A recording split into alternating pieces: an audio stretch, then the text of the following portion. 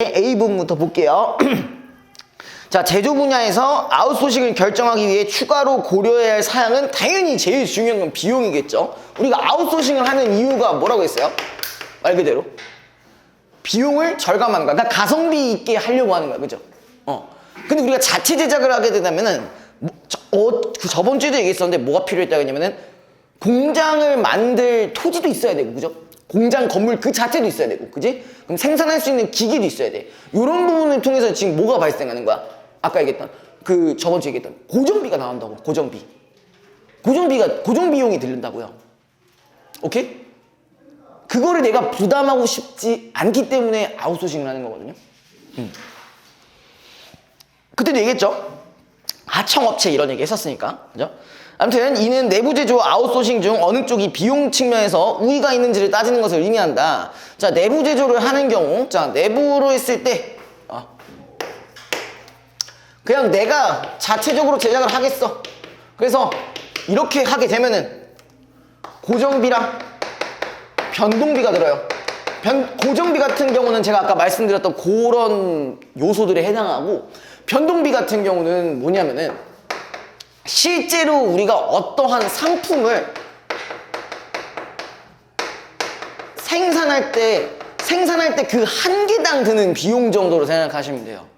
그러니까 그게 이제 수량이 많아지면 많아질수록 더 비싸겠지. 그런 부분에서 변동이 일어난다는 거예요. 자, 그 다음에 아웃소싱을 하는 경우 제품을 직접 생산할 때의 고정비나 변동비가 발생하지는 않지만, 그치? 아웃소싱을 하는 경우요,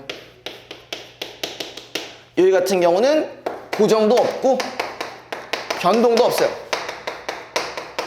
근데 다만 뭐가 문제냐, 그 밑에 공급자 탐색 비용, 계약 비용, 구매 비용들이 지출된다라고 돼 있어요. 그래서 기업이 한 개의 제품을 생산할 때의 비용을 C, 기업이 필요로 하는 제품의 수량을 Q라고 할 때, 내부 제조를 하는 경우 변동비에 제품의 수량을 곱한 것과 고정비의 합만큼 총 비용이 발생한다. 그러니까 이 내부 입장에서는 이 둘이 총 비용이 된다는 거죠. 그럼 총 비용을 기준으로 갔을 때 밑에 이런 말이 있어. 아웃소싱을 하는 경우 제품의 한 개당 구매 가격 P에 수량 Q를 곱한 만큼의 비용이 발생한다. 그래서 그림은 기업이 제품을 내부에서 제조할 때와 아웃소싱을 맡길 때의 비용의 차이를 보여준다. 그러면 지금 내부 제조 시의 총 비용과 아웃소싱의 총 비용이 나와 있는데, 자, 어딜 기준으로 갖고 가야 돼? Q-를 기준으로 했을 때 이거보다 작아야 뭐가 남는 거야? 이득이 남는 거죠. 근데 이거보다 내가 더 많이 생산을 하기 원해. 그럼 내가 손해인 거지. 맞죠? 자, 그 얘기고요. 자, 내부 제조 시의 총 비용 그래프가 아웃소싱 시의 총 비용 그래프보다 위에서 시작하는 이유는 직접 제조할 때 밑줄 고정비가 발생하기 때문이다. 기업의 아웃소싱 시행 여부는 두 그래프가 만나는 지점의 제품 수량인 Q를 기준으로 정해지는데, 기업이 필요로 하는 수량이 Q보다 작을 경우 아웃소싱이 유리하고, 반대의 경우는 내부 제조가 유리하다. 그럼 이 그래프를 해석을 해보자면은 이렇게 되는 거야. 야, 우리가 내부로 제작을 하는 경우는 생산 단위당, 우리가 단위당이라고 한다면은 뭐 1개든 뭐 100개든 1000개든 이런 일정한 기준을 놓고 가는 거예요. 이해했어요? 여기에 대한 비용이 뭐에 비해? 아웃소싱에 비해서 상대적으로 낮아. 맞죠? 많이 생산하면 할수록 더 가성비가 나온다는 거야, 내부 제조를 하는 경우. 근데 외부에 맡기는 경우는 어떤 Q-만큼의 그거보다 더 작게 생산한 경우에 내가 이득이라고 했잖아. 그치? 고정비가 안 드니까. 그러니까 대신에 그 이상으로 하면 더 오래 된다고 하니까, 여기 같은 경우는 똑같은 얘기를 한다 해도 거기에 대한 비용이 내부 제조보다는 높다라는 얘기죠. 됐어요? 자, 그 다음에 제조부 분야에서 아웃소싱의 형태는 여러 가지로 구분할 수가 있는데, 기업이 제품의 제조 과정에서 생산비를 낮추려는 경우, 자, 여기 돼 있어요. 주문자 상표 부착 생산을 하게 된다라는 게 이제 OEM이라는 거예요. OEM이 있고 그 뒤에 이제 ODM이라는 게 있는데, OEM 같은 경우는 자, 이렇게 나와 있어요. 주문자가 생산에 필요한 모든 지침을 정하고, 거기 밑줄 모든 지침을 정하고. 그러니까 요 기준은 말 그대로 뭐라고 했죠? 아까 주인공이라고, 주문자. 자, 주문자가 모든 지침을 정해놓고 그 다음에 만드는 사람은 말 그대로 뭐만 하는 거야? 생산만 하는 거예요. 다른 것들 다 필요 없고, 그죠? 정해진 지침에 따라 제품을 제조하고 완성하여 납품하는 형태다. 외주업체는 주문자의 요구사항에만 따를 뿐. 자, 또 특징이 있었어요. 뭐가 없대 지금? 그치. 지적 소유권도 못 갖고, 그 다음에 상표명으로, 주문자의 상표명으로 출시를 해야 돼요. 자, 이런 거 없고요. 오로지 주문자의 상표로.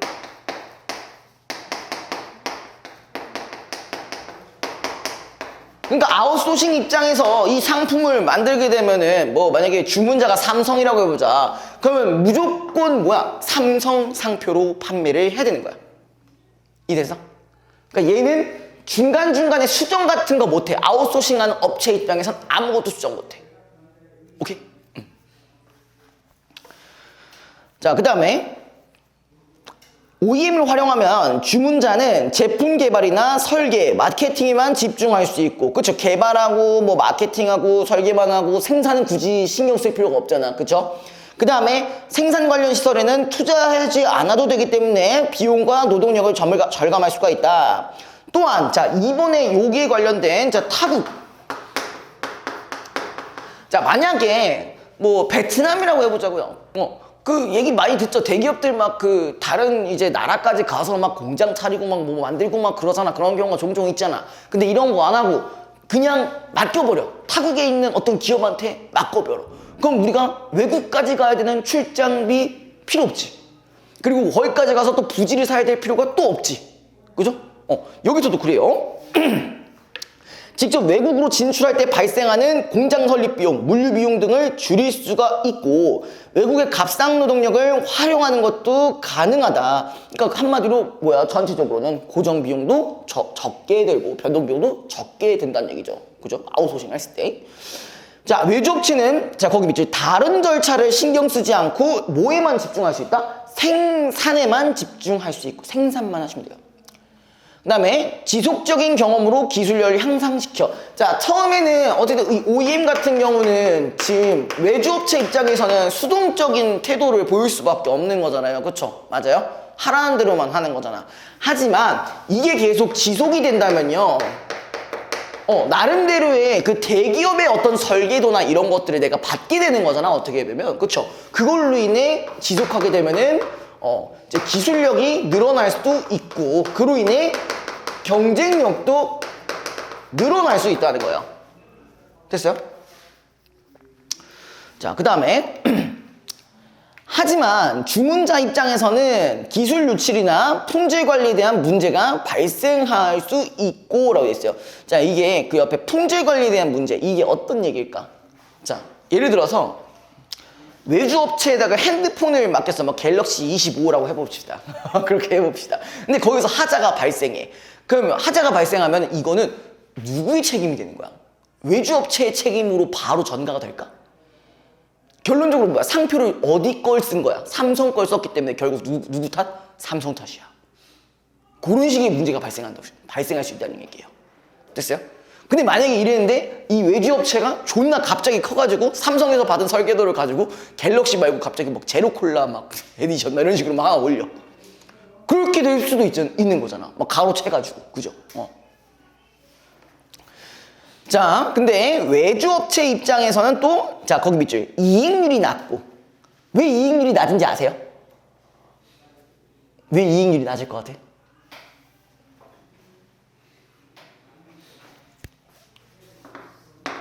이걸 다 얘가 적어 놓잖아.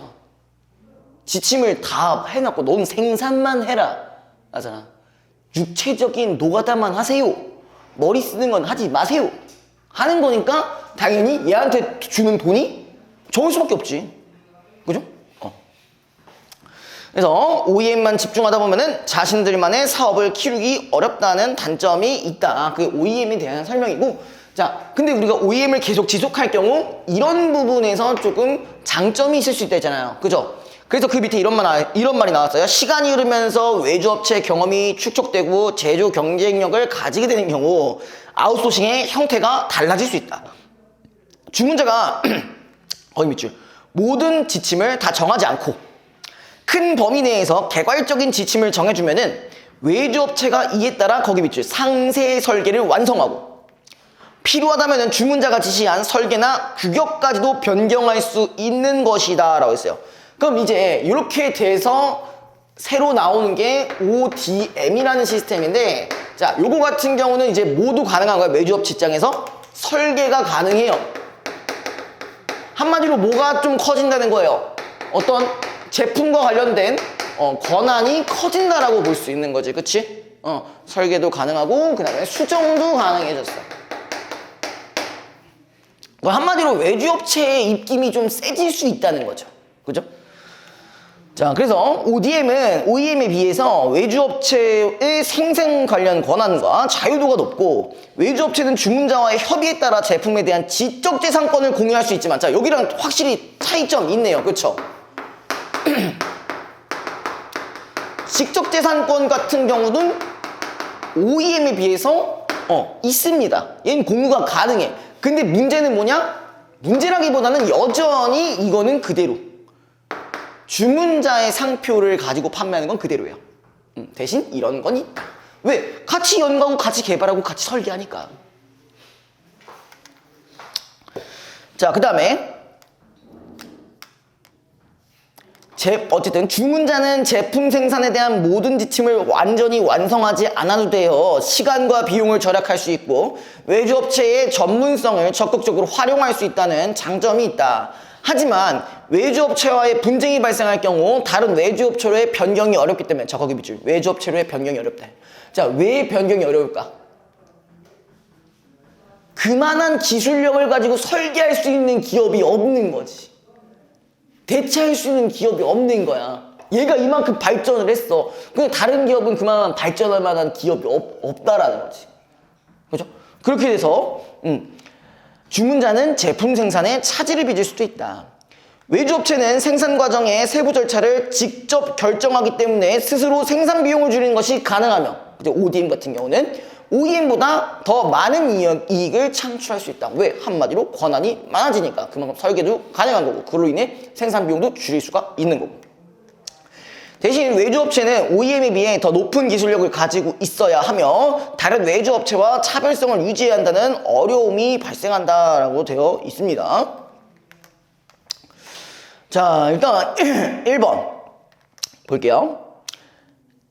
요거 한번 풀어보실래요? 왜 졸래졸래야? 상태가 안 좋네. 저도 상태 안 좋은데요. 일단 볼게요. 내가 또 이러다가 또 썰 풀 것 같아가지고 그냥 빨리 문제 풀어야지. 왜? 안 입고 와서. 뭐가 안 입고 와? 모시가? 왜? 썰 안 푸는 게 안 입고 와? 그냥 마음에 안 들어요. 마음에 안 든다고? 야, 내가 뭐 했다고? 저거 먹었다고 저거 먹고 이제 막 계속 감동스러운 표정을 갖고 지니고 다녀야 되는데 그렇지 않아서 그런가? 이 새끼 금방 쥐새끼네 이러면서. 자, 아웃소싱에 대한 설명으로 적절하지 않은 것. 자, 1번 제조 분야에서 아웃소싱은 주로 제품의 생산비를 낮추기 위한 방법으로 활용된다. 맞니? 말 그대로 비용 줄이려니까 맞죠? 2번 자, 아웃소싱은 제조업뿐만 아니라 서비스업 등 다른 산업에서도 광범위하게 활용될 수 있다가 아마 첫 번째 문단에 있었을 거예요. 첫 번째 문단 21페이지 맨 마지막 부분에 있을 겁니다. 그 다음에 기업은 핵심 역량을 파악하고 산업 중요도를 분석해야, 자, 우리가 이것도 첫 번째 문단에서 있었죠. 핵심 역량은 산업 중요도에 따라 어떻게 제휴를 할지 자체 생산할지 이런 게 나온다고 했었잖아요. 그죠? 이것도 맞는 말이고. 자, 4번 어떤 분야가 산업 중요도가 낮고 핵심 역량이 아니라면은 기업은 그 분야를 아웃소싱할 수 있다. 이것도 맞는 말이고요. 자, 5번 기업이 아웃소싱의 시행 여부를 결정할 때 가장 우선적으로 고려해야 할 사항은 제품 생산에 드는 원가가 일단 아닌데, 자, 이거 뭘로 바꿔줘야 될까? 가장 우선적으로 고려해야 할 사항. 가장 어떻게 고려해야 돼? 그것도 있고 또 다른 이번에는 뭐 생산 비용이라고 치면은 생산 비용이 드는 원가라기보다는 고정비나 뭐 이런 변동 비용도 고려를 해야 되는 거죠, 그죠? 그래서 5번이 정답이고요. 자, 그 다음에 2번 A에 대한 이해로 적절한 것은 여기 그림을 포함한 설명입니다. 그림을 포함한 설명인데 자, 적절한 겁니다. 자, 1번 기업이 제품을 직접 생산할 때에는 제품의 생산 수량에 따라 고정비가 달라진다? 뭐로 바꿔줘야 돼? 변동비로 바꿔줘야 되죠. 그죠? 2번 기업이 아웃소싱을 하는 경우에는 제품 생산에서 발생하는 변동비만을 외주업체에 전가하여 더 큰 이익이 발생할 때이다. 자, 모두 넣어줘야 돼? 고정비도 넣어줘야 되죠. 그죠? 3번 기업이 내부 제조를 할 때 다른 비용은 달라지지 않으면서 고정비만 늘어난다면은 그림에서 Q의 위치는 현재보다 오른쪽으로 이동하게 된다. 자, 지금 여기서 고정비만 늘어난다고 돼 있어요. 그럼 뭐야? 어쨌든 더 부담이 된다는 거죠. 그죠? 그럼 충분히 오른쪽으로 갈 수 있는 거죠. 3번이 정답입니다. 자, 그 다음에 4번. 4번, 5번은 될게요. 됐고요. 그냥 3번 넘어갈게요. 자, 3번 기억, 니은. 기억이 지금 OEM이고요. 니은이 ODM이에요. 그쵸? 여러분들 푸실 때 항상 적어놓으라 해서 간단하게라고 적어놓으라 했었어요. 또 봐야 되잖아. 귀찮잖아. 그치? 가장 적절한 겁니다. 1번 주문자가 OEM을 활용할 경우 ODM을 활용할 때에 비해 제품 설계 비용을 더 적게 부담한다. 자, 이거 누구 입장이야? 주문자 입장이죠? 주문자가 설계 비용을 적게 부담하냐? 아니죠. 더 많이 이제 부담하게 되죠. 그 다음에 2번 주문자가 OEM이 아닌 ODM을 활용한 경우 제품의 원가를 따져보는 과정을 생략할 수 아니지. 이때도 생략하면 안 되지. 이것도 원가 다 생각해봐야죠. 3번 주문자가 기억이와 니은을 활용하는 경우 주문자는 제품 개발이나 설계에만 회사의 역량을 집중할 수 있다. 자, 기억은 확실히 맞는데 니은 같은 경우는 설계를 맡겨버릴 수도 있는 거죠. 맞죠? 그거는 틀렸고요. 4번 주문자가 제품 생산의 형태를 기억에서 니은으로 변경하면은 생산한 제품의 직접재산권을 외주업체와 공유하게 될 수 있다. 자, 기억은 직접재산권이 안 된다고 했었고 니은 같은 경우는 이게 가능하다겠죠. 직접재산권 공유가. 그지? 시력 안 좋다며 안경 왜 보고 있어? 내가 그렇게 내가 그렇게 보기 싫어? 알았어. 왜 묻는데? 공감대? 너 빨리 안경 써. 네. 5번 주문자가 제품 생산의 형태를 기억에서 니은으로 변경하면은 외주업체는 생산한 제품에 자신이 원하는 상표명 여전히 못 붙이죠. 그죠? 이때에도 상표 판매는 여전히 그대로 존재를 해야 돼요. 그죠? 보이는 거 맞아요? 보여요. 보여? 마이너스래. 이게 어떻게 보여? 나 저를 노력하고. 노력한 게 뭔지 알 것 같아. 찡그림이 보이는 거 있잖아. 그지? 난시 신분 있어요, 또? 너도 난시야? 너는? 저는 시력이 안 그럼 뭐 안경을 끼세요. 좋아요. 아니, 보여요. 이게 보인다고? 너 렌즈 꼈지, 지금? 응. 암튼 뭐 다 난시야, 여기 뭐. 제가 제일 시력 안 좋아요. 그래? 약간 그러니까 눈 여기 렌즈 빼면 이제 리신급이야? 약간? 아니야? 모르면 됐어. 그 있어. 눈 가리고 다니는 애 있어. 너 알아? 이쿠? 뭐 이거 자, 4번. 나중에 검색해봐. 보면 대충 어떤 느낌인지 알 거야. 기분이 나쁘면 정상인 거야. 뭐라고? 자, 밑글을 바탕으로 보기를 이해한 내용으로 적절하지 않은 것은 자, 요거는 상황만 좀 잘 파악해 주시면 되는 거죠. 그렇죠? 자, 2022년에 회사 A는 회사 B와 처음으로 계약을 맺고 2년 동안 회사 B의 구두를 제조하기로 하였다. 그러면 여기서 A랑 B로 나왔을 때 어디가 외주업체인 거야? 여기죠? A가 외주업체죠? 그죠? 여기가 외주업체. 그 다음에 여기가 일종의 그냥 뭐 주문자라고 그냥 제가 설정을 해 놓을게요. 이런 거 구분하는 거 중요하다 했어요. 자, 회사 A는 제조 능력만 갖추고 있었기 때문에 회사 A는 구두의 제조에만 집중했고, 자, 그러면 이제 계약 당시에는 얘가 2022년이라고 해봅시다. 여기서 얘는 뭐 했어요? OEM 방식을 채택하고 있었죠. 그쵸? 자, 구두의 디자인, 마케팅은 회사 B에서 맡았다. 구두 제조 역량이 높아진 회사 A는 2년 후 다시 재계약을 맺으면서 구두의 생산 과정 전체를 담당하기로 했다. 그럼 이게 2024년이 되면서 어떻게 되는 거야? ODM으로 바뀐 거죠. 그쵸? 요런 상황이고요. 자, 그 다음에 한편 회사 B는 구두 위에 가방, 시계, 액세서리 등 다른 패션 제품을 시장에 내어놓고 있지만 2024년 현재 각 제품의 생산 과정 전체는 아웃소싱을 맡긴 각각의 다른 회사들에서 이루어져 있고, 그러면 얘는 2024년에 당시에 다른 기업들과 계속 뭘 하고 있었다는 거야? ODM을 맺고 있었다는 거잖아, 그치? 얘만 그런 게 아니라 모든 기업이, 그쵸? 자, 그 다음에 2024년 됐나? 됐고. 회사 B는 제품의 홍보 및 판매에만 집중하고 있다라고 되어 있습니다. 혹시 모르니까 밑에 단 2024년부터 회사 B의 아웃소싱 형태는 더 이상 달라지지 않는다. 쭉 뭘로 진행한다고? 쭉 뭘로 진행한다고. 뭐 이렇게 신나? 왜? 방금 막 뭔가 웃고 계셨는데? 응. 몰라? 로스트아크 1위 퀘스트라도 할 생각하니까 뭐 그런 건가? 하기 싫어? 자, 적절하지 않은 거예요. 1번.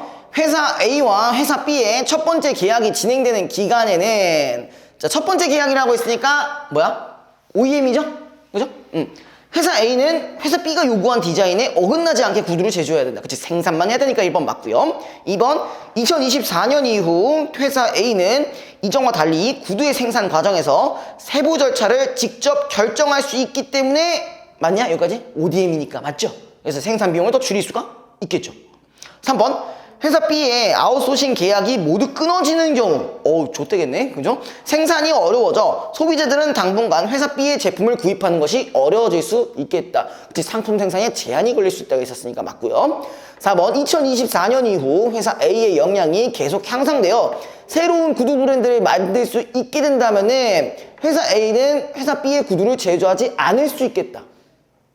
안 만들고 지 조대로 할 수도 있잖아, 그죠? 5번. 이거 좀 헷갈리나요? 상관없나요? 회사 B는 2024년 현재 아웃소싱을 맡긴 회사들의 생산 과정을 관리해야 하기 때문에 뭐가 틀렸어요, 여기서부터? 생산 과정을 관리할 필요가 없죠. ODM이니까. 그죠? 각 제품의 설계에 관한 세부적인 지침을 완성하는 게 그닥 중요하지 않습니다.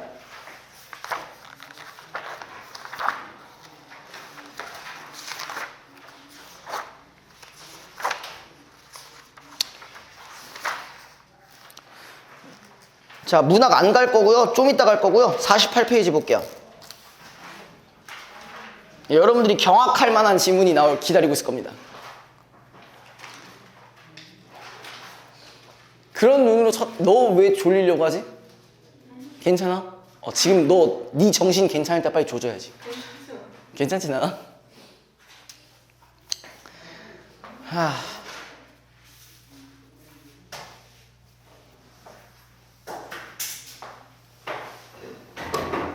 일단 되게 꼴배기 신기 생겼어요, 그죠? 지문 자체가.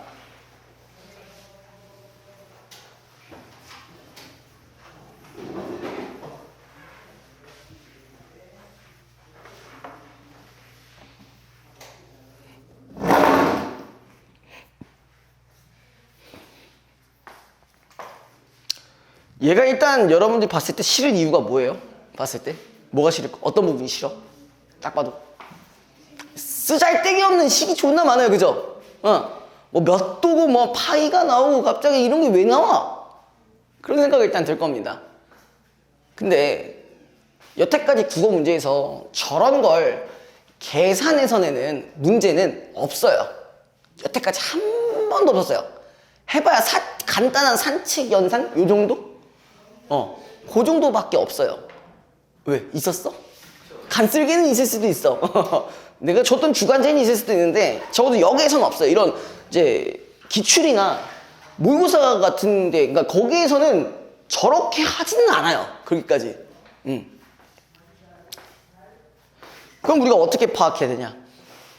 식을 굳이 배기 이해하고 적용하실 필요 없이 그냥 여기서 어떠한 결론이 나오면 그것만 가져가시면 되는 거예요. 그래서 이게 제일 극단적인 예시라서 한번 가져와 봤어요. 네.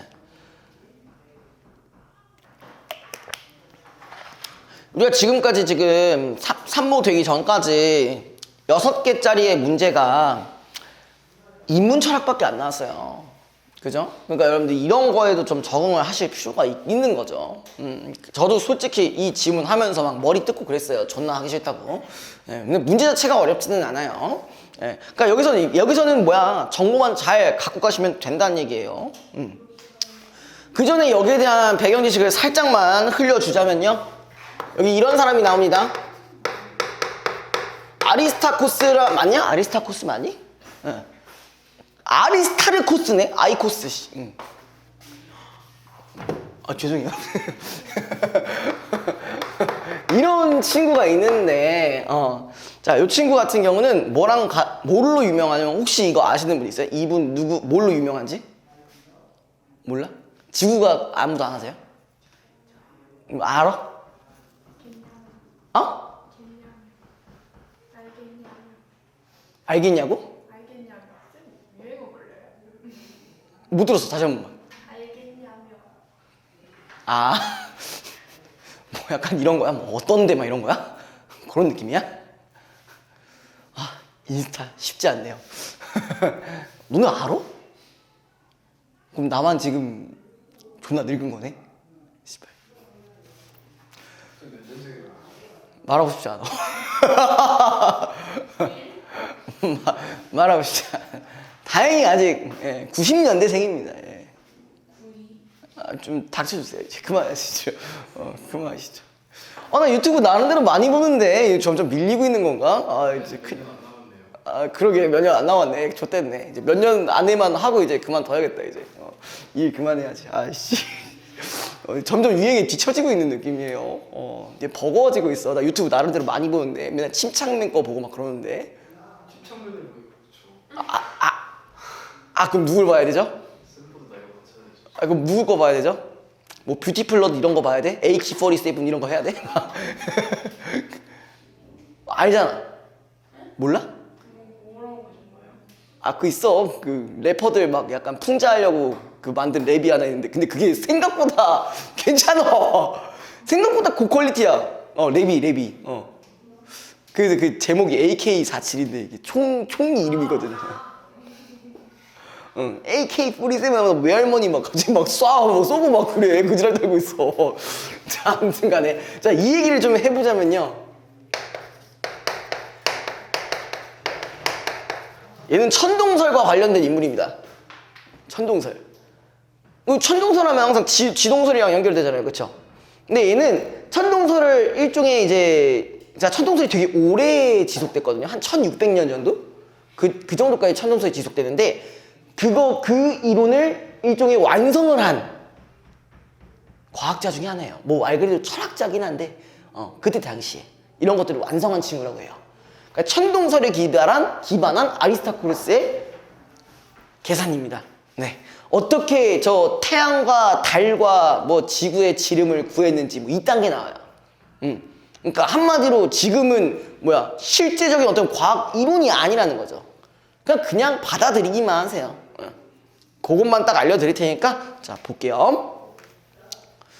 자, 고대 그리스의 천문학자 아리스타르코스는 하늘에 반달이 떴을 때 지구와 달과 태양의 위치 관계, 그리고 달과 태양의 시각등을 활용해 지구로부터 달까지의 거리와 지구로부터 태양까지의 거리를 계산하였다라고 했어요. 자, 일단 어떤 조건이 지금 전제가 되냐면은, 지금 반달이라는 걸 기준을 했을 때 두 가지의 요소를 통해서, 하나는 뭐였어? 위치 관계였어요. 위치 관계랑, 두 번째는 시각이래요. 시각. 이 시각이라는 두 가지 요소를 통해서 뭘 알 수 있었냐? 첫 번째, 지구에서 달까지의 거리. 그다음에 두 번째는 지구에서 태양까지의 거리. 여기까지의 거리를 구할 수가 있었대요. 됐나요? 자, 그 다음에 지구상의 관찰자가 하늘에서 반달을 볼 수 있다는 것은 지구상의 관찰자와 달 그리고 태양이 이루는 각이 90도임을 의미한다. 자, 그러니까 얘는 뭘 기준으로 갖고 가야 되는가? 90도라는 걸 항상 기억을 하고 가셔야 된다는 거야. 아, 그럼 뭔가 느낌이 좀 오시죠? 느낌이 좀 오세요?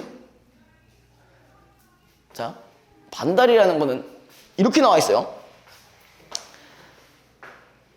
달과 관찰자와 태양이 서로 90도가 된대.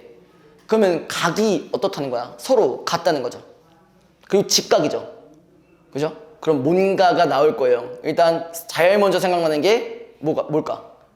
피타고라스 관련된 거 생각나겠죠. 그 다음에 두 번째 뭐가 생각나겠어? 닮음.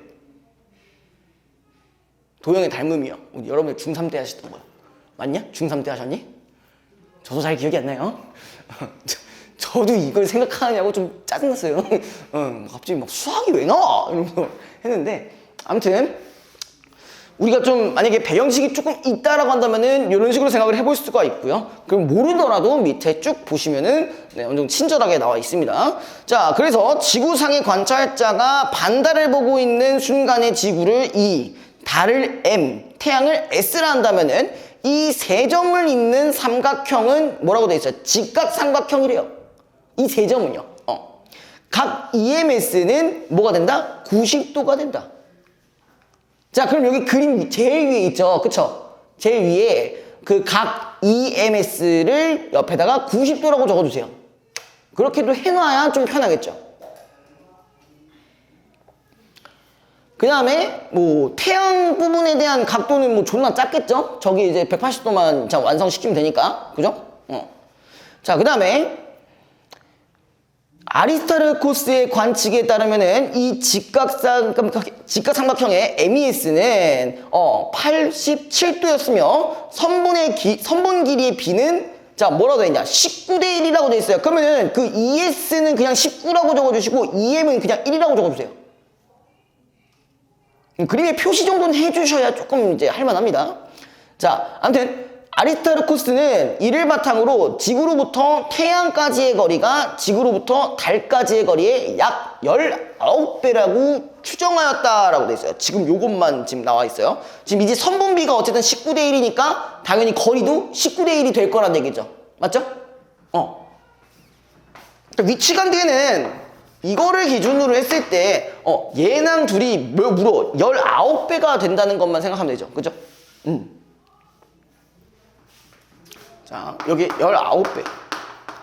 얘는 1배수라고 치면요. 그쵸? 요걸 기준으로 친다면요. 요것만 갖고 가. 형 괜찮아? 왜 죽으려고 그래? 졸려? 이거 하면 아마 쉬는 시간 줄 거야. 좀만 참아봐. 맞아요? 맞아요. 진짜로. 나 못 믿어. 못 믿어. 오늘 좀 일찍 끝나. 그 생각은 해볼게, 이건. 다 나가면. 선물 받아준다. 무슨 선물? 친구한테. 그럼 너만 일찍. 자, 그 다음에 다음으로 아리스타르코스는 지구에서 바라본 달의 크기와 태양의 크기가 거의 같다는 데 주목하였다. 거기 일단 동그라미 쳐보자. 크기가 같다. 바라본 거니까 바라본 크기가 같다는 얘기예요. 물체의 양쪽 끝에서부터 눈에 이르는 두 직선이 이루는 각을 시각이라 하는데 지금 시각에 대한 정의는 저렇대요. 지구에서 바라본 달의 크기와 태양의 크기가 같으면 그건 뭐야? 시각도 같은 것이다. 얘 입장에서 얘기하는 거다잉? 그러니까 지구에서 바라본 달과 태양의 시각이 같다는 것은 지구상의 관찰자의 위치를 꼭지점으로 하고 달과 태양의 지름을 밑변으로 하는 두 이등변 삼각형이 거기 동그라미 닮은 꼴을 의미한다. 실제는 안 맞을 수도 있어. 여기서 이렇게 얘기하고 있는 거야. 그죠? 그렇다면은 지구로부터 태양까지의 거리와 지구로부터 달까지의 거리의 비는 자, 태양의 지름과 달의 지름의 비와 같다고 볼 수 있다라고 돼 있어요. 그러면은 자, 이 시각 부분에서는요, 우리가 닮음이라는 걸 이용했어요. 닮음이라는 걸 이용해서 똑같은 결론이 나오기는 했으나 우리가 여기서 더 파생할 수 있는 것들이 있었습니다. 뭐였냐? 거기서는 지금 지름이죠, 지름. 태양의 지름과 달의 지름의 비도 같다고 할 수 있고, 그래서 아리스타코르스는 태양의 지름이 달의 지름의 약 19배가 된다. 자, 약간 뭐가 달라요? 얘는 지름이에요. 얘는 지름.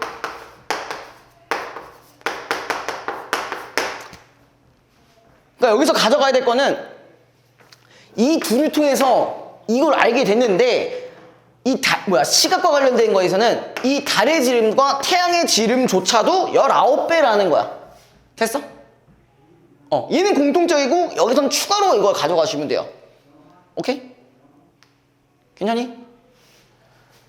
자, 요게 끝났고요. 그 다음에 아리스타르코스는 월식 때 달이 지구의 그림자에 처음 가려지기 시작한 뒤부터 달이 지구의 그림자 속으로 완전히 들어가기까지의 시간과 그러니까 요건 이렇게 크게 묶어줘야겠죠. 크게 묶어주고 달이 지구의 그림자 속으로 완전히 들어간 뒤부터 다시 보이기까지의 시간을 측정하였다. 그 결과 우리는 그럼 뭘만 봐야 돼? 앞에 변수들이 너무 복잡한데 이 결과만 일단 보세요.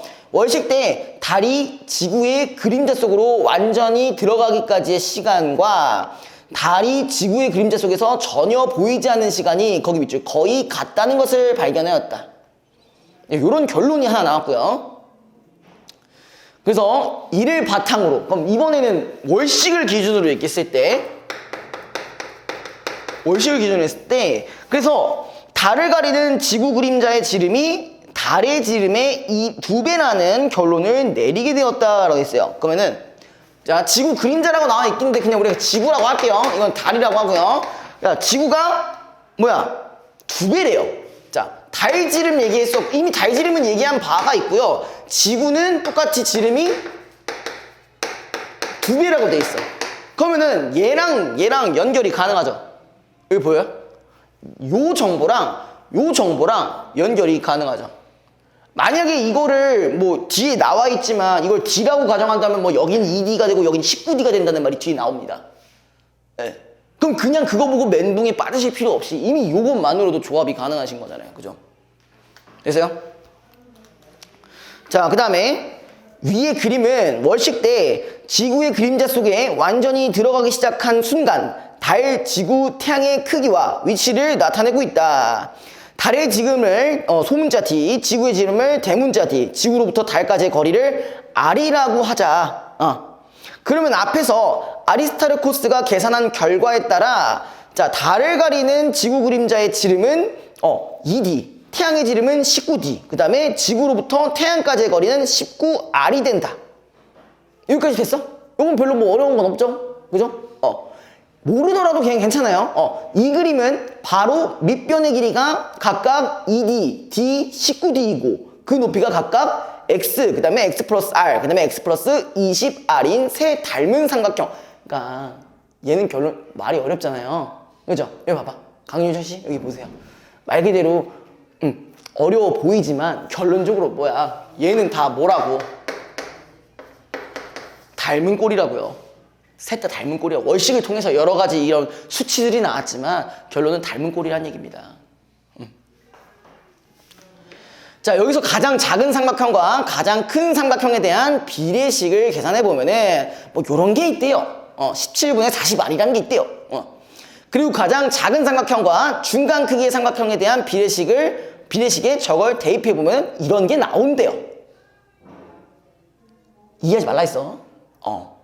이러한 계산을 통해 아리스타르코스는 달의 지름이 지구 지름의 약 0.35배고 태양의 지름이 지구 지름의 약 6.67배라는 계산을 할 수 있었다. 자, 이번엔 뭘 비교했어요? 지구 지름이에요. 지구랑 달을 비교했을 때 달 쪽이 0.35배라고 했대요. 자, 여기서 좀 생각을 해봐야 될 게 여기서 우리가 정확히 말하면 그림자였죠. 그림자의 지름이었습니다. 그죠? 이번엔 지구 자체의 지름이에요. 그죠? 그 다음에 지구와 태양 간의 이제 지름은 6.67배. 그러니까 여기서 이렇게 됐다라는 거에서만 끝내요. 됐다라는 거에서만 끝냅시다. 알겠죠? 자, 그 다음에 아리스타르코스는 지구에서 괜찮으세요? 야, 혁이씨? 이해하고 있어 이거? 자, 달의 시각과 태양의 시각을 약 2분의 1도로 알고 있었다. 이때는 이렇게 알고 있었대요. 그죠? 근데 시각이라는 얘기가 나왔으니까 여기에 다시 적용해 볼 수는 있는 거죠. 2분의 1도라는 거. 그죠? 자, 그리고 이를 바탕으로 지구로부터 달, 그리고 지구로부터 태양까지의 거리를 계산할 수 있었는데, 지구를 중심으로 360도로 회전하는 달과 태양의 궤적을 각각 하나의 원이라고 할 때, 달과 태양은 각각에 해당하는 원에 720개씩 놓일 수 있다. 자, 왜 720까지 놓을 수 있어요? 얼마니까? 360도니까. 시각이 2분의 1이니까 2분의 1 곱하기 720 하면 360 되겠죠. 그쵸? 이해됐죠? 자, 이 시각이 2분의 1을 기준으로 했을 때 궤적은 하나에 360이 되는 거니까 720개까지 들어갈 수가 있고, 이거 자체가 지금 뭐라고 했냐? 거리라고 했을 거예요. 그쵸? 그래서 지구로부터 달까지의 거리는 그 둘레가 달지름의 720배가 되는 원의 반지름이 된다. 그래서 이를 원의 둘레를 구하는 공식에 적용해보면은 지구로부터 달까지의 거리 R은 720d 곱하기 2파이가 된다라고 되어 있습니다. 그러니까 이런 게 있어요. 이런 게 있대요. 이걸 기준으로 한다 했을 때 이만큼 들어가니까 이게 적용된다라는 거야, 그냥. 알겠죠? 여기에 아까 위에 구했던 57분의 20d를 대입해보면은, 자, 지구로부터 달까지의 거리를 지구지름의 상대적인 값으로 계산할 수 있다. 이건 다 넘어가고요. 아리스토텔레스는 이와 같은 방식으로 지구로부터 달까지의 거리가 지구지름의 40배에 해당한다고 보았다. 그럼 여기서 결론이 뭔 거예요? 자, 얘가 일단 이거 하나 여기가 아니라 여기 나오긴 했죠? 요거랑 요 부분도 나오긴 했었죠. 그쵸? 요런 상황에서 지금 뭐 있다? 지구 지름의 40배래요. 뭐가? 달까지의 거리가. 그죠? 그 다음에, 그리고 여기에 달과 태양 간의 거리의 비를 적용한다면은 지구로부터 태양까지의 거리가 약 지구 지름의 764배에 해당한다. 그냥 이거 40배랑 764배에 해당한다. 요것만 보면 돼. 이게 결론이 난 거야. 자, 근데 아리스타르코스가 계산한 달과 태양의 크기, 그리고 지구로부터 달과 태양까지의 거리는 현재 우리가 알고 있는 것과 상당한 차이가 있다. 그치? 케플러가 그 증명해냈잖아요. 그죠? 달의 지름은 지구 지름의 약 0.25배. 원래는 이거였는데 이게 아니라 0.25가 맞고요.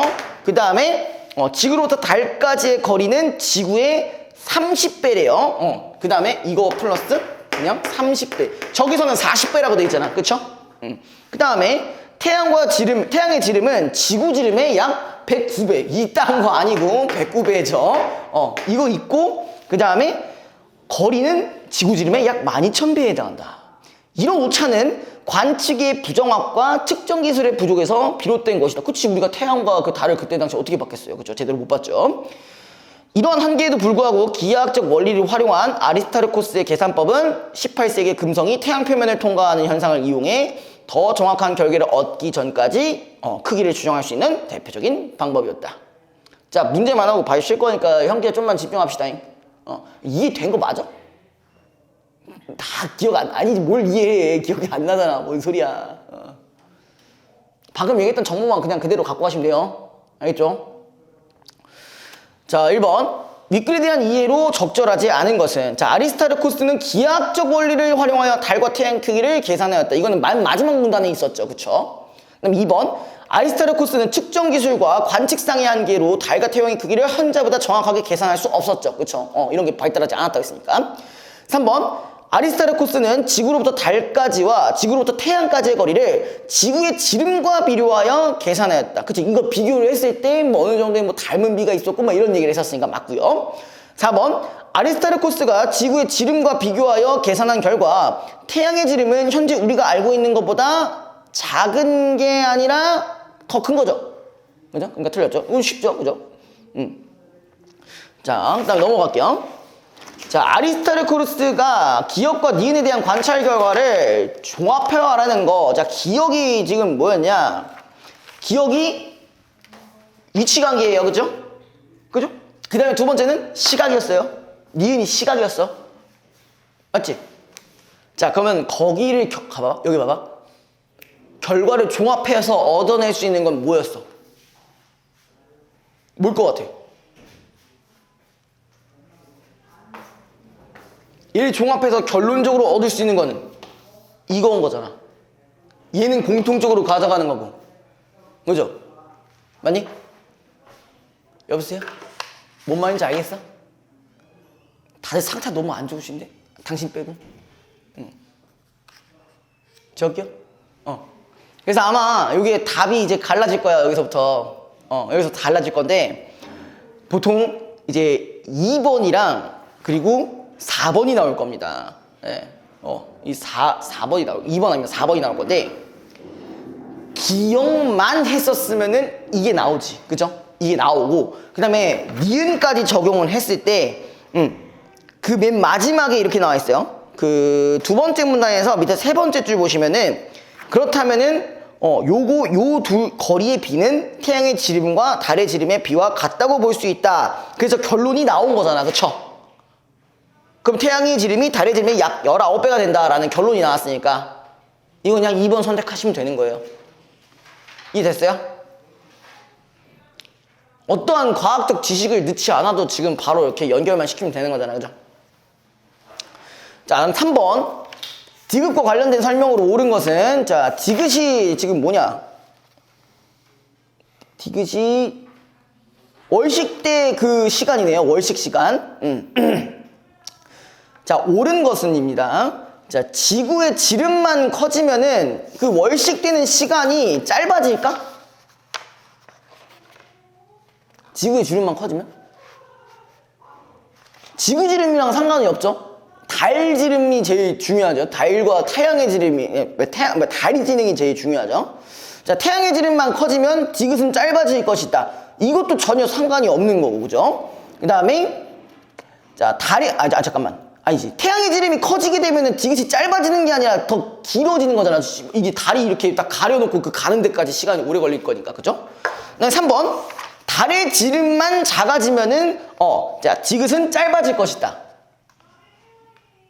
그럼 이게 가려지는 시간 자체가 짧아지는 거잖아. 달의 지름이 작아지면은. 그죠?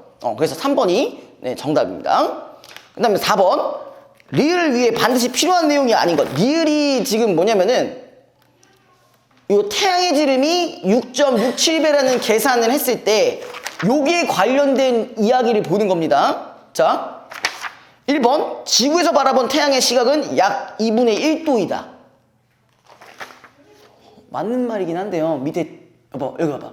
지문에 있는 내용이고 맞는 내용이긴 한데요. 자, 여기서 이런 말이 있어요. 태양의 지름이 이 계산을 하고 나서 그 밑에 문단에 이렇게 나와 있어요. 약 2분의 1도로 알고 있었다. 이걸 구하는데 이 각은 필요가 없는 거지. 무슨 말인지 알겠어? 지금 방금 이 계산을 할 때 여태까지 뭔 얘기했어? 비례식만 얘기했잖아요. 그렇죠? 닮은 비례식만 얘기했으니까 그 밑에 있는 각도는 알 필요가 없는 거지. 그래서 1번이 정답이고요. 그래서 2번. 지구에서 바라본 달의 크기와 태양의 크기는 거의 같다. 바라본 거는 같으니까 이제 이렇게 되는 거잖아요. 그렇죠? 그러니까 이제 우리 닮은 꼴을 얘기한 거고. 자, 그다음 월식 때 달을 가리는 지구 그림자의 지름은 달의 지름의 약 2배이다. 이건 여기 나와 있었으니까 그대로 연결시키면 되는 거고. 4번. 지구, 달, 태양이 각각 직각삼각형을 이룰 때 지구를 꼭지점으로 하는 각은 87도이다. 그렇죠? 이거는 MES 각만 구하면 되는 거니까 별 문제 없죠. 그렇죠? 그 다음에 5번. 지구로부터 태양까지의 거리와 지구로부터 달까지의 거리의 비는 태양의 지름과 달의 지름의 비와 같다. 우리 이거 아까 얘기했었잖아요. 이거랑 비가 똑같다고. 그죠? 이건 더 이상 얘기할 게 없는 거죠. 1번이 정답이죠. 자, 그 다음에 5번. 자, 문제가 이제 족같이 생겼죠. 그죠? 아리스타르코스가 지구로부터 달과 태양까지의 거리를 계산할 때 사용하였던 자료였다. 보기 대한 이해로 적절하지 않은 것은. 자, 이거 각 2분의 1도가 일단 이거 뭐예요? 시각이죠, 그죠? 그 다음에 나머지는 다 뭐야? 닮은 꼴의 이등분 삼각형이라고 했죠? 그죠? 자, 볼게요. 1번, 가는 이 각도 얘기하는 거죠. 나에서 바라본 달과 태양의 시각이다. 맞니? 2번, 나로부터 달까지의 거리와 나로부터 태양까지의 거리 비는 약 1대 19이다. 지금 여기서 지금 물어보는 것도 다 뭐야? 계산하래? 계산 아니죠? 그냥 단순히 물어봤죠? 그죠? 우리 찾아볼 수 있죠?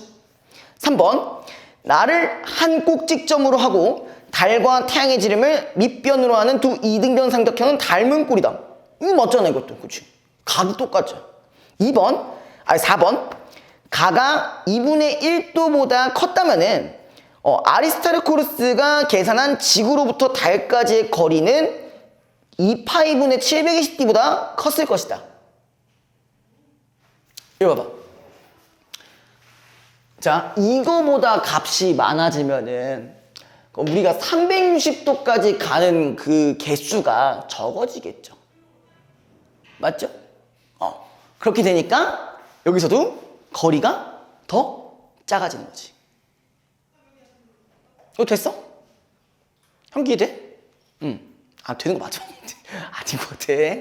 응. 자, 근데 5번도 의외로 선택할 수 있는 선지 중에 하나거든요. 가가 2분의 1도보다 작았더라도 나로부터 달까지의 거리와 나로부터 태양까지의 거리의 비는 달라지지 않는다. 거리는 달라질 수 있는데 비가 달라지진 않지. 그지? 이거 함정이에요. 그죠? 그냥 만약에 비가 아니고 거리였으면 달라질 수 있는 부분이지만 비라고 했기 때문에 여기는 맞았죠. 그죠? 자, 그 다음에 6번만 보고 마무리할게요. 6번. 자, 문맥상 A, B의 의미와 가장 가까운 거. A가 뭐야?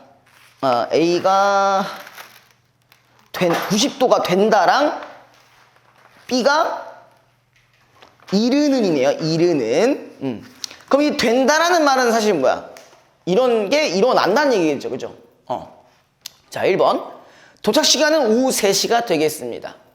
90도가 된다. 3시가 된다. 똑같죠? 그죠? 그 다음에 두 번째, 이르다였죠. 근데 이르다가 어떤 맥락에서 나온 거야? 양쪽 끝에서부터 눈에 이르는, 그러니까 눈에 도달하는 부분이니까 우리는 드디어 목적지에 이르렀다. 도착했다. 연결이 가능하죠. 요.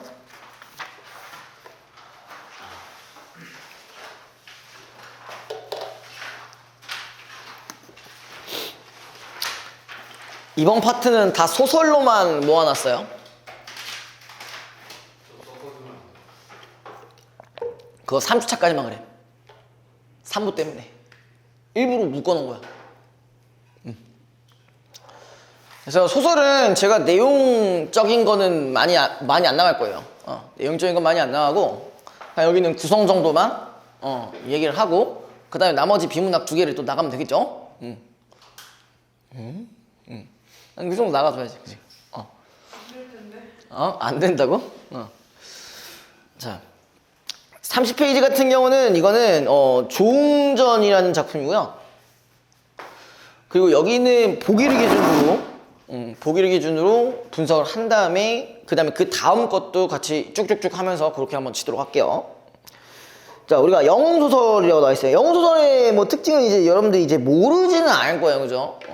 어지간한 건 다 아실 거고, 고귀한 혈통부터 시작해서 비범한 능력, 이 기이한 실제 이런 게 또 있는데, 자, 일단 보기에서 이 기준으로 보면요. 영웅소설은 일반적으로 비범한 능력을 가진 인물이 여러 가지 곤경을 뚫고 지력이나 무력으로 악인을 제압한 후에 성공에 이르는 과정을 그려낸다. 그런데 조응정의 주인공 조응은 초월적인 대상과의 조응을 비롯하여, 이 조응이라는 게 뭘까요? 대상과의 만남이 있다는 거죠. 그렇죠? 만남이 있고요.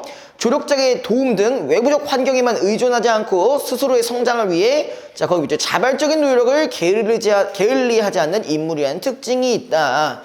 자, 우리가 보통 영웅소설에서 이런 것들이 나오고 있죠. 이제 어떤 시련과 고난이 발생했을 때 대응하는 방법이 크게 2가지의 양상이 있었어요. 그래서 첫 번째 같은 경우는 조력자가 있어야 되는 상황. 그 다음에 두 번째는 혼자 해도 되는 상황이 있어요. 보통 요렇게 필요할 때는 진짜 말 그대로 그 주인공의 능력이 부족할 때, 그럴 때 조력자의 도움을 보통 받고, 그렇게 해서 내가 능력을 쌓게 되면은 혼자서 위기를 극복하게 돼요. 그래서 보통 조력자가 필요한 부분에서의 시련은 이를테면은 질투나 시기로 인해서 발생되는 시련들이 많고, 아니면은 이제 그 위에 뭐 이제 부모와 관련된 시련이 있을 경우, 뭐 예를 들어서 막 모함을 당해가지고 막 유배가 아니라 그냥 죽임을 당했어. 그래서 나도 막 약간 암살의 대상이야. 그런 경우에 이제 어리고 아무것도 없을 때, 그럴 때 조력자가 이제 생기는 부분이고요. 그 다음에 자, 혼자서 하는 경우는 보통 이거는 좀 스케일이 큽니다. 혼자서 극복이 가능한 경우, 이제 이걸로 인해서, 조력자로 인해서 능력이 더 커지는데, 자, 요랬을 때 보통 시련과 고난은 이제 약간 국가적인 차원, 대표적으로는 뭐가 되겠어요? 전쟁이 되겠죠? 그죠? 전쟁. 이런 큰 시련과 고난에서 해결하는 경우가 많다라는 게 이제 일반적인 영웅소설 특징이고, 그리고 보기를 기준으로 했을 때 이렇게도 나눠볼 수 있다라는 거예요. 오케이? 자, 그 다음에 그는 개인적으로 아버지를 자결에 이르게 한 원수이자 국가적으로는 왕위를 찬탈한 반역자인 이두병과, 그러니까 국가적인 부분도 있고 개인적인 어떤 사건도 있는 거죠. 그쵸? 둘 다 있죠. 그 일파를 처단하기 위해 자신의 능력을 갈고 닦는다라고 되어 있습니다. 자, 다시 본문 잠깐 들어와서요. 우리 고전소설 같은 경우 아마 요런 얘기를 이전부터 많이 들어봤을 거예요. 뭐 항상 뭐 인물 관계도를 그리라느니 어째느니 저째느니 뭐 이런 말들이 많잖아. 그죠? 많이 있잖아요. 근데 굳이 그렇게 그리실 필요는 없고요. 제가 항상 어떻게 얘기하냐면은 고전시가든 고전소설이든 어쨌든 대부분은 두 부분으로 나눠진다고 보시면 되잖아요. 그쵸? 하나의 일종의 대척점을 만드시면 돼요. 그냥 선한 편, 악의 편 이렇게만 생각하시면 돼요. 근데 이거는 어지간한 고전소설에서 적용할 수가 있어. 왜? 영웅소설 같은 경우는 네 영웅인 주인공 내가 있고요. 그 다음에 또 누가 있어요? 그거를 이제 방해하는 인물, 이렇게 두 가지로만 구성되니까 굳이 얘네들끼리 관계가 어떤지를 생각하시는 것보다는 어떻게 해주시면 돼? 그냥 이쪽 편에 이렇게 쭈루룩, 그냥 저쪽 편에 윗쭈루룩 하면 좀 더 맥락 파악이 좀 쉽겠죠. 자, 그래서 요것도 그 부분만 딱 얘기를 하고 넘어갈게요. 중국 송나라 문제 때 충신 조승상이 이두병의 참소로 죽는다라고 했으니까 요거는 두 가지, 그냥 조두병이라는 사람이 있고, 조두병이 아닌데 조승상이죠. 왜 이러지? 조승상이라는 친구가 있고, 여기 대척점 한번 갖고 가자고, 그죠? 그다음에 얘가 누구한테? 이두병한테 죽는데요. 근데 얘가 우리가 아까 보기에서도 나왔듯이 얘가 국가적 원수라고도 하고 아버지가 자결하게끔 만들었다잖아, 그쵸? 그래서 후에 문제가 죽고 간신 이두병이 태자의 왕위를 찬탈하자. 야, 여기서 끝난 게 아니야. 얘는 왕위까지도 찬탈했어. 그래서 아까 나왔던 개인적인 원한은 얘 때문인 거고, 국가적인 이유는 요거 때문인 거죠. 그쵸? 맞죠? 그 다음에 조승상의 아들인 조웅은 어머니와 함께 도망쳐 고난을 겪던 중, 자, 얘 아들내미 조웅이죠. 그죠?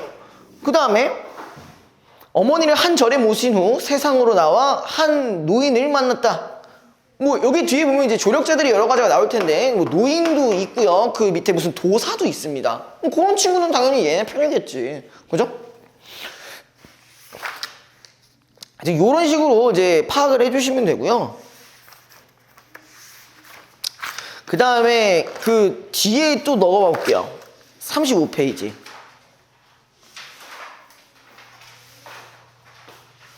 요건 그냥 이런 식의 방법을 알려드린 겁니다. 그리고 여러분들이 지금 여기 이 교재에 나와 있는 작품들은 한 번 정도만 더 읽어보세요. 알겠죠? 요거는 제가 산모에 그나마 좀 자주 나올 듯 법한 작품들만 제가 일단 갖고 온 거거든요.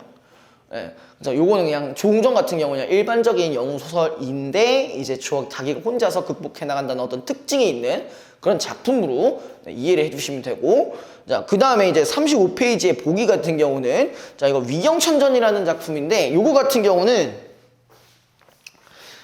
어디서 많이 본 구조예요. 어디서 많이 본 구조야. 한번 볼게요. 자, 전쟁을 배경으로 하고, 자, 전쟁을 배경으로 했고, 그 다음에 비극적인 사랑을 한대요. 비극적인 사랑. 자, 일단 전쟁이랑 비극적 사랑이랑은 전혀 무관하지 않죠. 그죠? 자, 전쟁이 일어나게 되면은 보통 어떤 일들이 벌어지나요? 가장 대표적으로. 자, 이거랑 만약에 연결시킨다고 하면은 가족들이나 민족들이 해체되는 그런 현상들이 발생되죠. 그쵸? 그죠? 그러다 보니까 뭘 하게 돼요? 여기서 이별을 하게 돼요. 그죠? 그리고 여기가 왜 비극적 사랑이냐? 자, 요런 포인트가 있습니다. 만남과 이별이 반복되니까요. 만남과 이별이 반복되니까. 네. 자, 아무튼 이런 것들을 보여주는 애정 전기 소설인데, 등장인물은 상대방을 향한 마음을 솔직하게 표현하며 개인의 의지를 통해 사랑을 성취하는 모습을 긍정하는 모습을 보이기도 하고, 자, 개인의 의지를 통해 성취한다는 건 뭐야? 적극적 면모를 가진 인물이라는 얘기죠. 그쵸? 옆에 적어주시면 좋을 거고요. 예기치 못한 운명 앞에 절망하는 모습을 보이기도 한다. 두 남녀 주인공이 사랑의 미래를 가진 후 여러 난관을 넘어서고 합법적인 부부로 인연을 맺지만 뜻하지 않은 전란 동그라미. 보통 이제 겨우겨우 힘들게 해가지고 다시 만나게 되는데, 이런 전쟁으로 인해서 사랑의 성취가 좌절된다는 줄거리는 애정전기 소설의 익숙한 서사구조이다. 이는 남녀 주인공의 만남과 이별이 반복되는 구조 속에서 뭘 확인할 수 있다? 비극적인 사랑을 확인할 수가 있다는 얘기예요. 자, 요거 대표적인 작품들이 몇 가지가 있죠. 뭔지 아세요? 알아야지. 알 텐데. 말하면 알 것 같은데. 그죠? 이승규장전이 가장 대표적이고, 그죠? 주장전. 그 다음에 또 뭐가 있냐? 최촉전. 얘네 다 뭘 배경으로 해? 다 전쟁을 배경으로 하고 있잖아요. 그죠? 최촉전은 어떤 거? 임진왜란. 임진왜란 때문에 이렇게 됐고요. 왜냐면은 이때 당시에 이제 아내가 이제 일본 장수한테 끌려가고, 그 도누라는 사람 끌려갔다기보다는 이제 납치 애매하네요. 그죠? 아무튼 그렇게 되고, 그리고 그 남자 주인공 같은 경우도 어디로 가냐? 중국에 자기 아는 친구한테 막 가고 막 그랬잖아요. 그러다가 어디서 만나요? 베트남에서 만나잖아요. 존나 뜬금없이. 왜 무참하세요? 왜? 안남국이라고 해서 이제 베트남이 이제 그때 베트남에서 둘 다 그 무역 같은 걸 하려다가 밤에 만나버리잖아요. 그죠? 근데 그게 이제 그냥 있었던 게 아니라 만남과 이별이 계속 반복되었잖아요. 그죠? 그나마 얘는 마지막에 해피엔딩으로 끝나지만, 얘 같은 경우도 마찬가지. 뭘 기준으로 나와요? 홍건적의 난이 있어요. 홍건적의 난. 그걸 기반으로 했을 때 그 전에는 이제 어땠어? 그냥 만났는데 부모님이 반대로 헤어지고, 그 다음에 결혼을 했는데 시발 또 갑자기 홍건적의 난 발생해가지고 같이 빤스런을 치는데 이제 여자애가 넘어졌죠. 그 남자애는 개새끼가 존나 빤스런했어. 그치? 그래가지고 이제 여자애는 어떻게 됐어? 죽었어요. 네, 존나 사시미 뛰면서 막 살이 발라져서 죽었어요. 네, 존나 잔인하게 죽었어요. 아무튼 그런데 또 만날 때는 어떻게 만나? 얘 귀신에서 나와. 여자가 귀신이어가지고 서방님 이러고 있잖아. 그죠? 그런 구조가 방금 얘기했던 이런 거랑 좀 상당히 비슷한 부분들이 있는 거죠. 전쟁 때문에 왜 비극적 상황이 되냐? 이런 포인트 때문에 이렇게 된다는 거잖아요. 그죠? 그래서 그 부분들 기준으로 한번 보시면 되고요. 사실 요것도 그러니까 제가 지금 구조 위주로 지금 설명드리고 있는 거예요. 구조 위주로. 이렇게 설명드렸고, 요런 유형의 작품이 충분히 나올 수 있기에, 그래서 요것들도 참고해 보시라 라는 얘기예요. 자, 그 다음에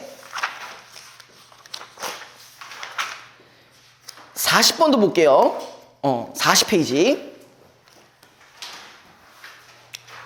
이 친구도 은근히 단골로 나오는 작품 중에 하나의 이대봉전이라는 작품인데, 얘도 영웅 소설이긴 해요. 영웅 소설이긴 한데, 자, 이런 말이 있어요. 남성 주인공의 이름으로 되어 있으나 작품 내에서 여성 주인공인 장혜황의 역할이 활약이 크게 나타난다는 점에서 여성 영웅 소설로 평가받기도 한다. 자, 그럼 요 얘기도 한번 언급하고 넘어가야겠네요. 그쵸?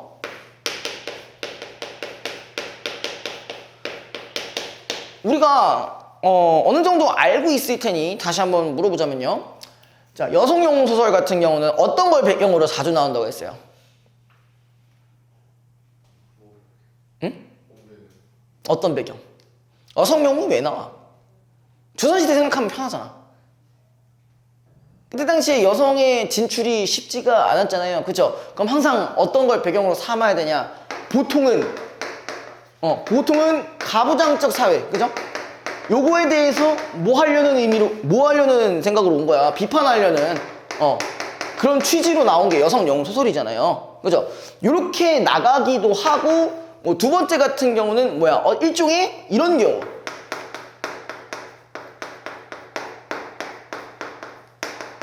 신분의 위협이 가해질 때도 이 여성 영웅 소설이 나오는 요소 중에 하나예요. 어떤 경우예요? 자, 아까 저기처럼 아버지나 어머니가 어떤 모함을 받고 죽었어.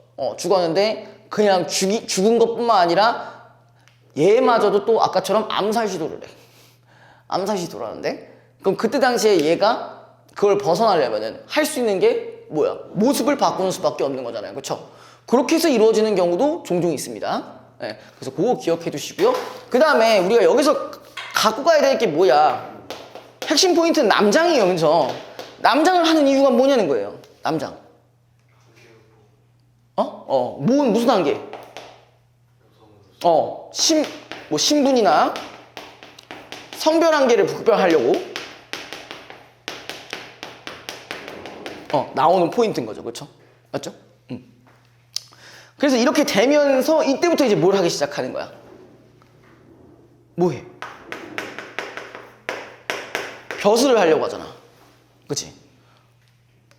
참고로 벼슬에 오를 수 있는 건 누구만 가능하다? 남자만 가능했다. 그때 당시에는. 지금 그런 건 아니에요. 옛날엔 그랬다. 이거예요. 그죠? 그래서 이거를 얻고 나서 그 다음에 뭐야? 공을 세우는 거죠. 공을 세우고 이제 뭐 잘 되는데, 자, 여기서도 또 양상이 두 가지로 나눠져요. 어떤 경우? 자, 진짜 여자와 결혼하는 경우가 있고요.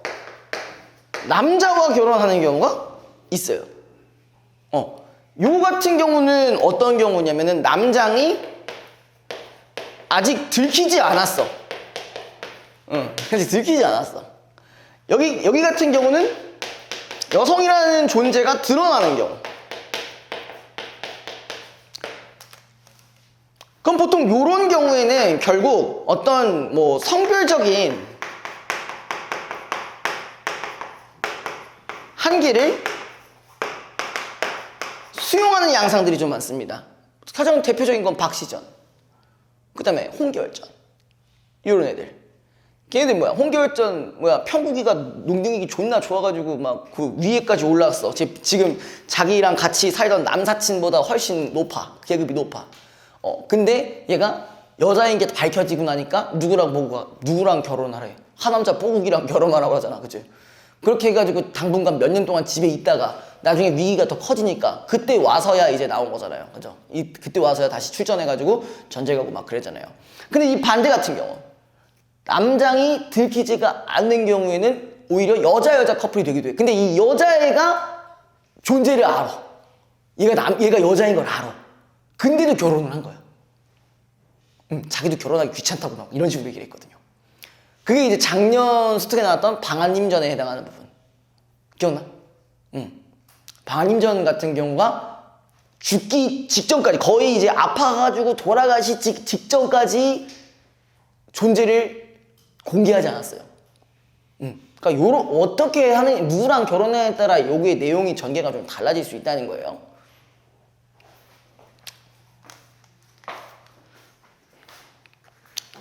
자, 여기는 조금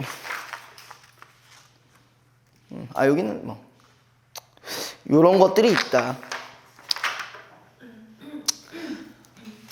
그래서 요 부분들은 여러분들이 다음 주까지 과제로 좀 해오시고요.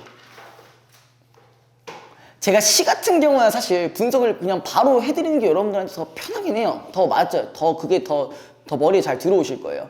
사실 근데 여기 같은 경우는 각각에 대한 구조들이 조금씩 달라지는 부분들이 있기 때문에 그 유형에만 맞춰서 조금 공부하시면은 충분히 이제 모의고사 보실 때도 대응이 가능하시니까. 네. 뭐 다행히 요 세 작품 중에 이제 나온다고 하면은 뭐 존나 땡큐 그죠?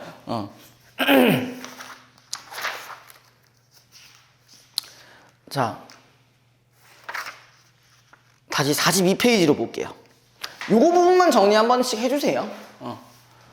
제가 그냥 일반적인 어떤 그런 소설에 대한 얘기를 했다기보다는 각각에 대한 유형별로 이렇게 정리를 해드렸으니까 요거 좀만 다시 한번 정리를 해주시고.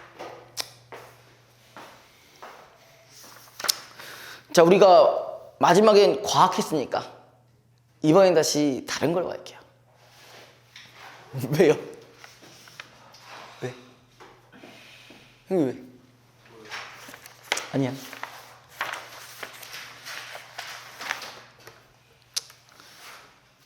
자, 이게 뭐냐면은 인공지능과 형법입니다. 그러니까 인공지능도 형법에 적용을 해야 되냐? 뭐 대충 뭐 그런 내용이에요. 예. 요즘에 뭐 워낙에 AI가 많이 발달해가지고요, 그죠? 저도 이제 그거 좀 쓰고 싶어요. 이제 챗 GPT 좀 쓰고 싶어요. 요즘에 한글도 된다고 하더라고요. 옛날에 영어밖에 안 됐었는데. 예. 막 별의 이상한 거 다 물어봐야 되나? 아무튼 이거 지워도 돼요, 근데? 다 알고 있는 내용이라 뭐 안 써도 되는 거야? 이거 안 줘.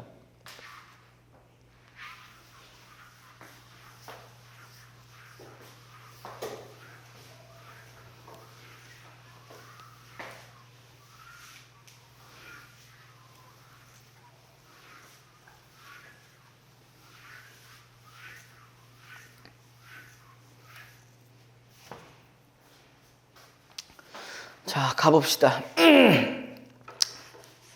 자, 형법은 범죄와 형벌에 관한 법률 체계로 두 가지가 있어요. 형법이라는 말 자체는 두 가지 요소가 필요해요. 지금 뭐가 있었냐면 범죄라는 게 있었고요. 그 다음에 옆에 형벌이라고 돼 있네요. 처벌이었나요? 형벌이죠, 형벌. 형벌. 이 두 가지에 관한 내용이에요. 자, 요에 관한 법률 체계로 여러 가지 범죄의 모습, 범죄들의 가해질, 형벌의 종류와 그 내용을 규정하고 있다. 형벌은 국가에 의해 개인에게 가해지는 제재 방식 중 가장 강력하다는 것이 그 특정이다. 자, 얘는 뭐야? 강력한 제재래요. 강력한 제재래. 형법이니까. 여러분, 법에 형법만 있는 건 아니잖아. 민법도 있고 뭐 세법도 있고 뭐 여러 가지가 있는데 그 중에서 형법 같은 경우는 가장 제재가 심해요. 자, 그래서 징역형은 뭐야? 개인의 자유권을 크게 침해하고, 그렇죠? 이제 자유권을 뺏기도 한다는 거예요. 자유권.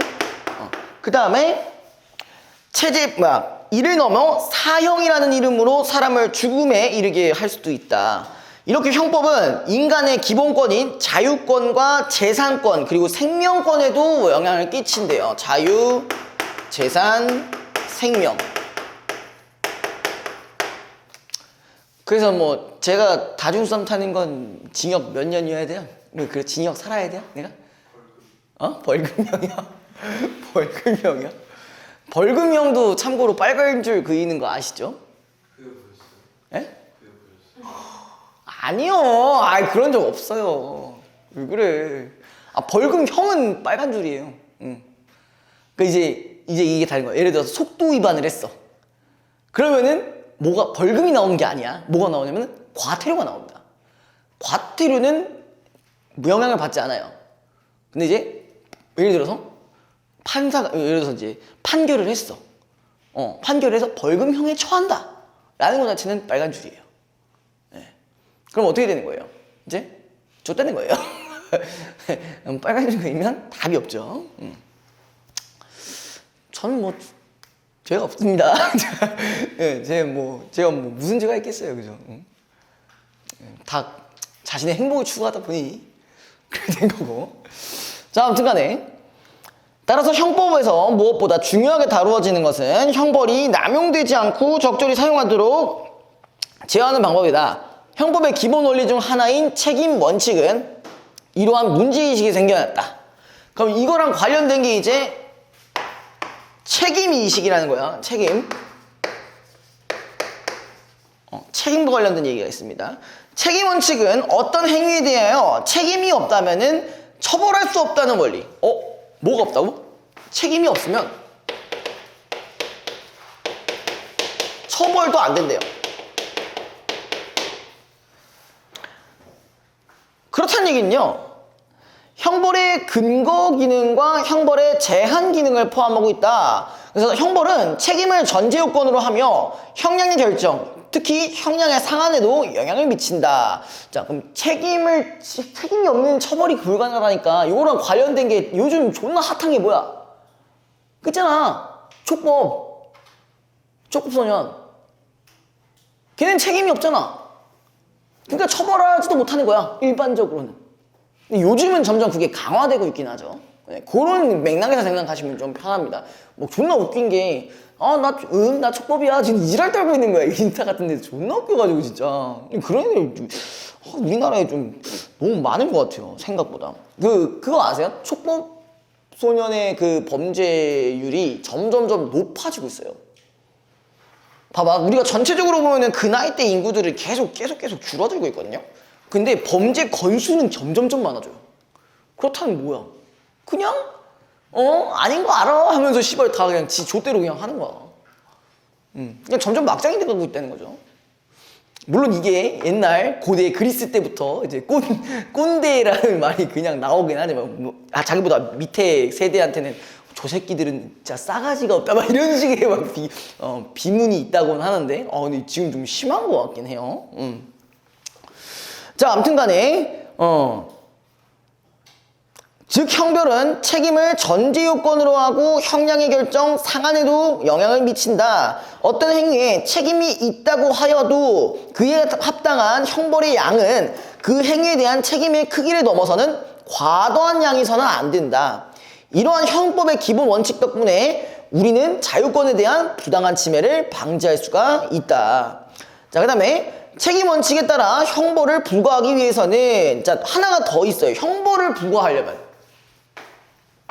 자, 책임 원칙에 따른요, 그러니까 그럼 책임이 있으면 처벌이 가능하다는 얘기잖아. 그럼 어떻게 요 부분을 통해서 이제 만약에 처벌이 가능하다라는 전제를 깔게 되면요, 요런 부분에서는 이 밑에 이런 말이 있었습니다. 도덕적, 윤리적 비난 가능성이 있어야 된대요.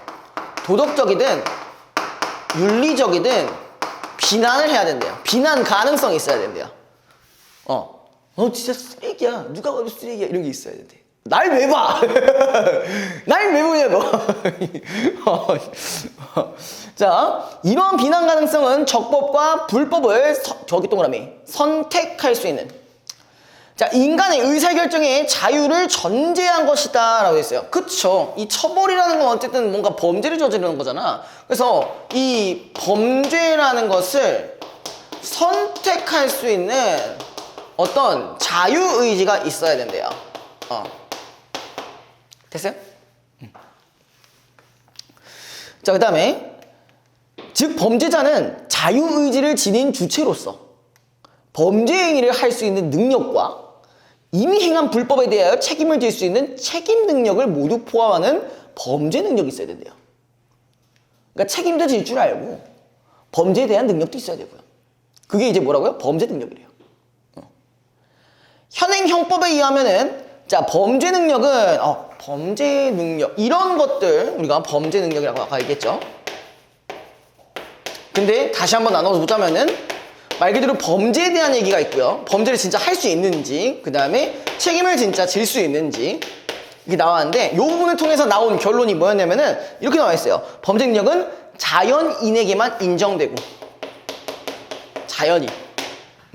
그 다음에 또 뭐가 있냐? 그 외의 존재는 범죄 행위의 주체가 될 수 없다. 그러니까 여기서 자연인이 뭐라고 나와 있어요? 법이 권리 능력을 인정하는 자연적 생활체로서의 인간이에요. 근데 만약에 인간인데 만약에 정신 상태가 진짜 막 존나 삐리삐리해가지고 통제가 안 되는 애야. 그럼 이 범죄도 선택하는 거예요? 아닌 경우가 있으니까 그래서 감형을 하는 거잖아. 그래서 항상 뭐야? 기억이 안 나요. 심신미약 상태 씨발 이거 이제 안 하잖아. 그지? 개새끼들이죠. 아무튼 자, 한편 우리 법은 자연인이 아닌 존재에게 형사처벌하는 규정을 가지고 있다. 그러니까 기본적으로는 이런데 그럼 이런 경우도 있다는 거죠. 자연인이 아닌데 처벌할 수 있는 규정도 있기는 한데요. 그러니까 인간이 아닌 존재를 처벌할 수도 있다는 얘기야. 그렇다면 동물을 하진 않겠죠. 자, 우리 법과 판례에 따르면은 자, 법인이라는 말이 있습니다. 법인. 자연인이 아닌 어떤 애들, 얘네가 가능한 애들은 법인이라는 존재예요. 법인 뭔지 아세요? 법인 뭔지 알아? 지금 들어봐. 이거 얘기 많이 들어봤잖아. 법카, 법인카드, 회식 때 씁니다. 막 이런 거 있잖아. 여기서 이렇게 나와 있어요. 자연인이 아니면서 법에 의하여 더 권리 능력이 부여되는 자, 사단과 재단이에요. 사단과 재단. 한마디로 어떤 특정 단체가 될 수 있는 거죠. 그죠? 자, 우리 법과 판례에 따르면은 범죄를 저지를 수는 없지만 형사처벌은 받을 수가 있다. 법인에 대한 처벌 규정은 자, 대개 거기 동그라미 개인의 범죄 행위를 처벌하면서. 그러니까 이게 처벌되는 경우는 어떤 경우냐? 기본적으로 개인의 처벌이 전제해야 돼요. 그죠? 전제되어야 돼요.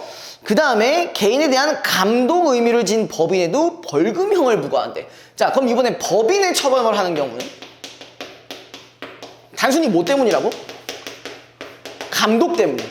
그 감독을 제대로 하지 못하는 경우. 그럴 때는 이제 뭐 한다? 그렇다고 얘가 생명이 있는 건 아니니까 생명을 빼앗을 수는 없잖아. 그래서 얘는 벌금형으로 처벌이 돼요.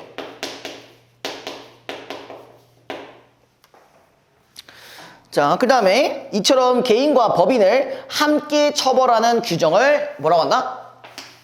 양벌 규정이라고 한다.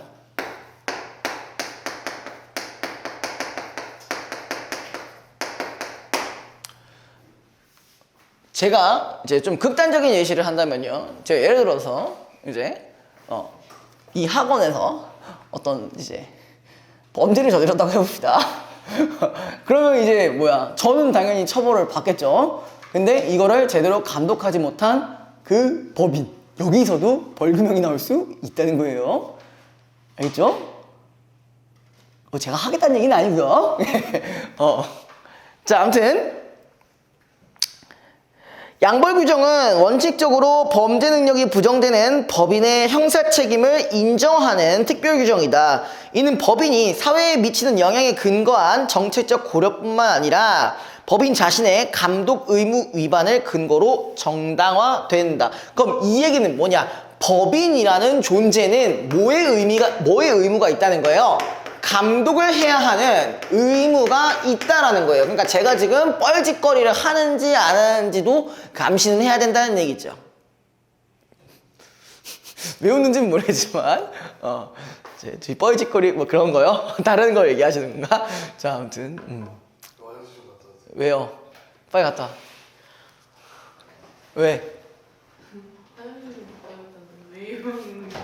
내 오늘 상태가 좀 메롱이에요. 네, 그래서 그렇습니다. 힘들어요. 지문 하나만 한다고? 아니, 시간 많은데 뭔 소리야.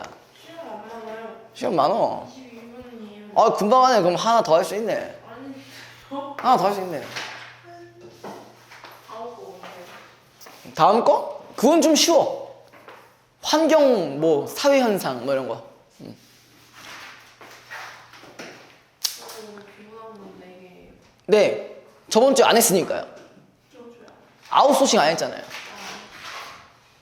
나 모르지. 자, 나 부분 볼게요. 자, 가까운 미래에, 자, 이번에 인공지능에 관련된 얘기입니다. 예.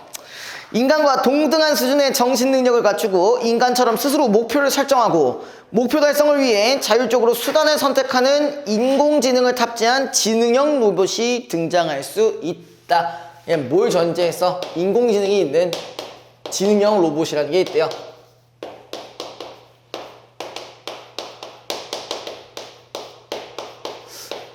자, 그 다음에 만약 이러한 유형의 지능형 로봇이 인간이 저지를 경우 범죄를 규정되어 처벌받을 일을 행하였다면은 처벌 대상은 누가 될까? 그럼 말 그대로 얘가 만약에 어떤 범죄에 해당하는 행위를 했다 하면은 그러면은 처벌 대상이 누구냐는 걸 물어보는 거잖아, 그렇죠? 이렇게 된다는 거잖아, 그죠? 인간의 통제에서 벗어난 지능형 로봇이 행한 일에 대해 인간에게 책임을 묻기는 어렵다. 자, 여기서 이유가 나왔죠. 통제에서 벗어났죠. 인간의 통제에서 벗어났죠. 그죠? 그 다음에 이렇게 지능형 로봇이 강력한 사회적 통제 수단인 형법의 적용 범위 밖에 놓이게 되면은 자, 뭐가? 처벌에 공백이 생기고 사회적 위협의 대상이 될 것이다. 그쵸? 만약에 얘를 처벌할 수 없대. 형사법으로 처벌할 수 없대. 그러면 이런 로봇 좀 닫아줄래? 그럼 모두 발생할 수 있어. 암살 로봇 만들 수 있는 거잖아. 그치? 죽여버리면, 돼. 근데 얘는 처벌을 못 해. 인간에게도 책임을 물을 수가 없어. 그럼 암살 로봇 싹 가능이잖아. 그죠? 그런 경우면 이제 진짜 이 사회가 무법천지가 되겠죠. 여러분들이 아시는 사이버 펑크가 될 수도 있어요. 진짜 팔 하나 떼가지고 막 개조 파츠 붙이고 막 그러고 싶긴 하네요. 그죠? 자, 아무튼 그러므로 실용적인 측면에서 볼 때 지능형 로봇으로 인해 형사처벌을 받아야 하는 범죄 행위와 같은 결과가 발생할 경우 지능형 로봇에도 자, 거기가 밑줄 형법을 적용할 필요가 있다. 그러면 여기 이 나에서 말하고자 하는 거는 이런 만약에 이 인간에 해당하는 이 자연인이 아닌 경우에는 형법 적용을 어떻게 할 것이냐라는 거에 대한 얘기잖아. 근데 얘는 꼭 하겠다는 의지를 가지고 있는 거고요. 그죠?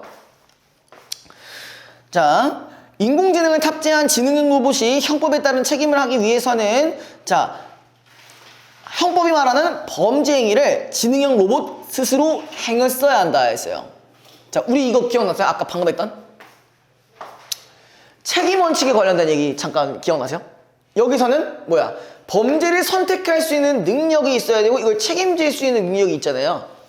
근데 이거는 범죄를 선택할 수 있는 능력에 대한 얘기겠죠? 연결이 충분히 가능하죠. 그죠? 자, 그런데 전통적인 형법은 인간의 행위만을 생각하여 형법을 구상하였다. 이에 따르면 기계나 로봇의 행위는 인간의 행위가 아니어서 어떤 경우에도 그것이 형벌을 받을 수는 없다. 이게 뭐야? 전통적인 형법이죠? 그러나 지능형 로봇이라는 거는 인간으로부터 거기 동그라미 독립하고요. 그 다음에 스스로 인식하고요. 판단하고 행동할 수 있다는 점에서 기존의 기계나 로봇과는 다르다. 이제는 지능형 로봇에 의해 이루어진 행동 역시 인간과 유사한 새로운 주체의 독립된 행동. 그치? 여기서 지금 지능형 로봇이라는 게 독립되고 스스로 판단한다고 했으니까 얘도 하나의 뭐로 볼 수 있다?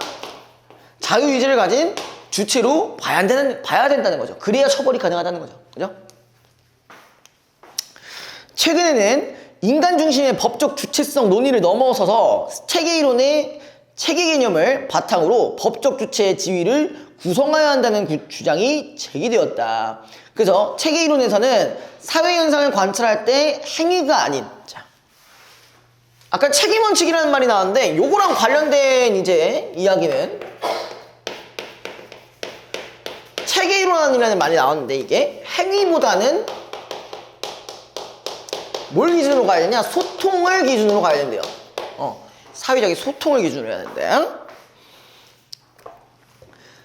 자, 이러한 관점에서 체계 이론은 자연인이 아닌 존재라 할지라도 독자적인 사회적 체계로서 뭐 할 수 있고 사회적 소통에 참여할 수 있고 존속할 수 있는 자율적인 존재라면은 법적 주체의 지위를 인정할 수 있다고 본다. 한마디로 사회적 소통이 가능하다면 뭐로 인정해주는 게 체계 이론이다? 주체로서 인정이 가능하다는 게 체계 이론이야. 그럼 주체로서 인정이 가능하다면 다시 여기로 넘어가서 처벌의 대상이 될 수 있는 거지. 그 다음에 인간이라는 존재를 전제하지 않고 법적 주체의 자격을 사회적으로 구성되어 확립되는 것으로 이해하면은 마찬가지로 법적 책임도 사회적으로 구성되어 확립된다. 이 주장에 따르면은 인공지능을 탑재한 이 주장이 이게 뭐야? 방금 얘기했던 체계 이론이죠. 인공지능을 탑재한 지능형 로봇에게 형사 책임을 물을 수 있다는 주장이 성립할 수 있다. 아까 말한 대로 주체성이 있는 친구니까. 인공지능의 작동은 인간의 행위로 볼 수는 없지만 인공지능은 기술적 방법을 통해 자 기술 동그라미 쳐주시고요. 그 다음에 사회적 체계와 소통한다라는 부분 밑줄 쳐주시고요. 그 다음에 사회적 맥락을 구성한다.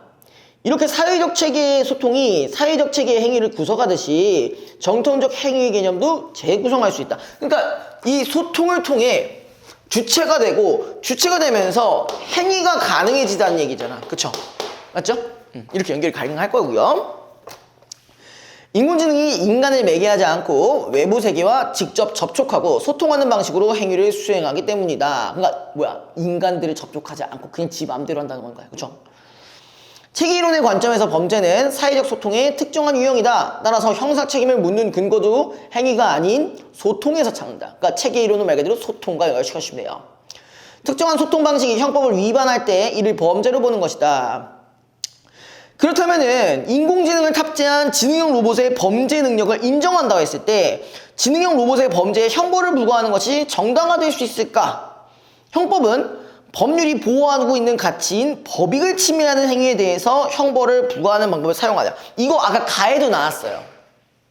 형벌이라는 것은 말 그대로 다른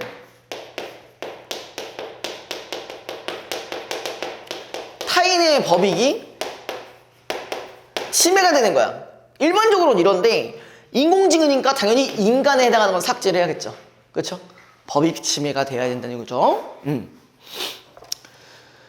그래서 법익이 가지는 가치를 일반인들에게 확실히 증명함으로써 장래의 범죄의 행위를 예방하는 과제를 수행하고 있다.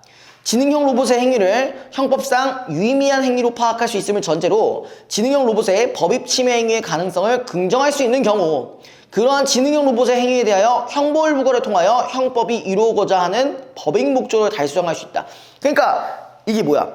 범죄 능력을 인정하고 그 다음에 법익을 침해할 수 있는 것에 대해서 보호가 가능하다는 조건이 두 가지가 되면 그렇게 되면은 형벌을 부과하는 것이 정당화될 수가 있다는 거죠. 그럼 두 가지 포인트네요. 그죠?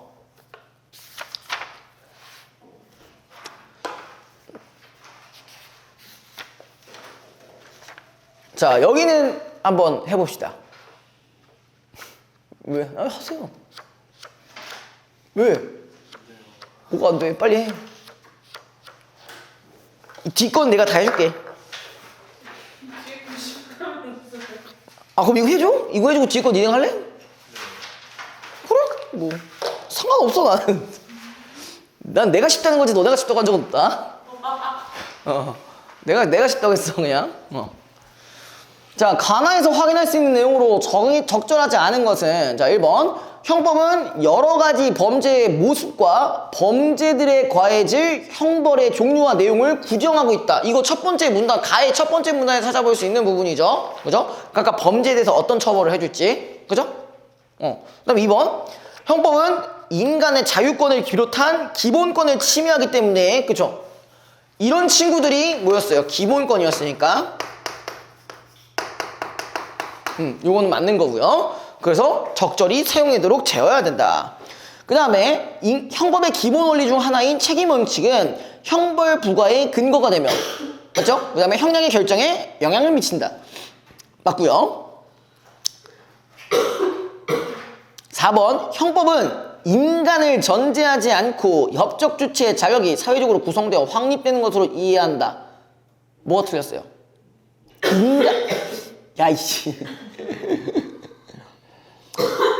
형법은 기본적으로 인간을 전제로 해야 돼요. 가에 나와 있습니다. 인간을 전제로 해야 된다는 얘기. 자, 그 다음에 5번. 형법은 형벌을 부과하는 방법을 사용하여 미래에 일어날 수 있는, 이건 예방 차원에서 사용된다고 했었잖아요. 그죠? 자, 그 다음에 2번. 자, 나의 기억과 니은의 입장. 자, 기억이 지금 뭐냐? 나의 기억은.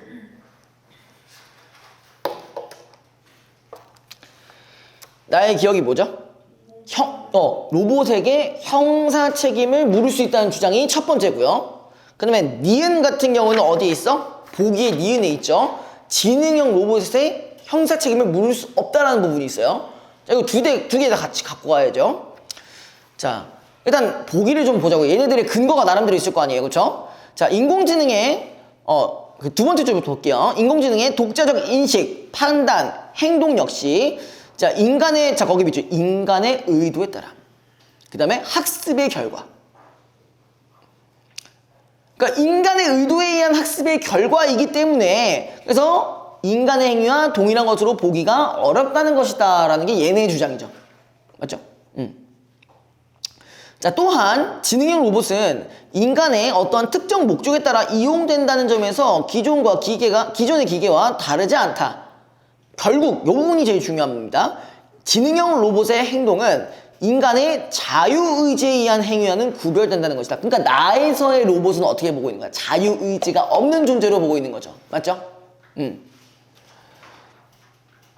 이 견해에 따르면은 형법상의 책임은 오직 인간에게만 인정되는 것으로 인간의 종엄성으로부터 도출된다. 일단 얘가 인간이 아니다라는 부분도 있고 자유의지가 없다는 부분도 같이 보셔야 되는 거죠. 예를 들어 범죄를 발견 즉시 치병하거나 즉결 처형하지 않고 형사처벌하는 것은 그를 존엄한 인간으로 인정하기 때문이며 이러한 맥락에서 형벌제도는 범죄자는 물론이고 우리 자신을 인간답게 만드는 제도로 로봇에 적용될 수는 없다라고 되어 있습니다. 자, 1번 문제부터 볼게요. 지능형 로봇의 자율적 행위를 인간의 행위로 보기 때문에 형사 책임을 물을 수 있다고 보고. 자, 여기 지금 뭐가 틀렸어요? 인간의 행위로 보지는 않잖아. 법적 주체가라는 게 있을 뿐인 거지. 그쵸? 그래서 여긴 틀렸습니다. 자, 2번. 자, 근데 우리가 자, 이수야? 다 풀었어, 그래서? 근데 기억이 나온 이유가 뭐냐면은 처벌하지 않아야 된다는 거에 가장 중요한 부분이 있습니다. 뭐예요? 뭐가 가능해서? 저기 위에. 소통이 가능해서죠. 그죠? 우리가 행위가 문제는 안 돼요. 행위는 상관이 없이 사회적으로 소통이 가능한지의 여부에 따라 형사처벌이 가능한지 안 가능한지가 얘기 나온 거잖아. 그래서 1번에 그 선지 보시면은 지능형 로봇이 기술적 방법을 통해 사회적 체계와 소통하기 때문에 그래서 물을 수 있다고 봤다. 이것까지는 맞고요. 니은은 지능형 로봇은 인간처럼 자유의지가 없기 때문에 이 보기의 결국이라는 부분, 5번째 줄에 결국이라는 부분 옆에 자유의지라는 말이 있었잖아요. 그죠? 그렇게 요거 부분 때문에 형사 책임을 물을 수 없다고 본다. 딱 바로 찾을 수가 있는 거죠.